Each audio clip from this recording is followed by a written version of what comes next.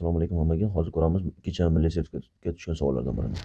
Bizda faktorial degani o'zi faktorial degani nima? Masalan, 2027 faktorial bu 1 ko'paytirilgan 2 ko'paytirilgan 3 va hokazo 2027 gacha bo'lgan sonlar ko'paytiriladi. Buni yoza olamiz. 2027 faktorial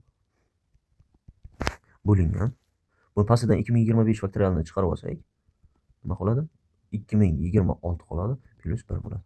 Buni yozamiz. 2027 faktorial 1 ko'paytirilgan 2 ko'paytirilgan 2025 2026 2027 deb. 25 faktorial emas 1 ko'paytirilgan 2 ko'paytirilgan va hokazo 2025 ko'paytirilgan 2027 qolar ekan. Biz bildik. 1dan 2025 1dan 2025 gacha qisqartirib olsak bo'ladi. 2027 larni qisqartirsak bo'ladi. Bizda qolyapti 2026. Endi x kvadratni oldiga shuni qo'yamiz. X ni 4-darajasi minusdan 2026 x kvadrat plus 2025 teng 0. Agar ko'paytuvchilar ajratsak, x kvadrat minus 1 bo'ladi. X kvadrat minus 2025 bo'ladi. Bu teng 0 ga.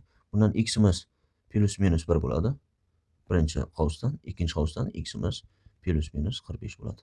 Butun tenglama nechta butun yechimga ega deyilgan? Shuning uchun 4 ta butun yechimga ega deb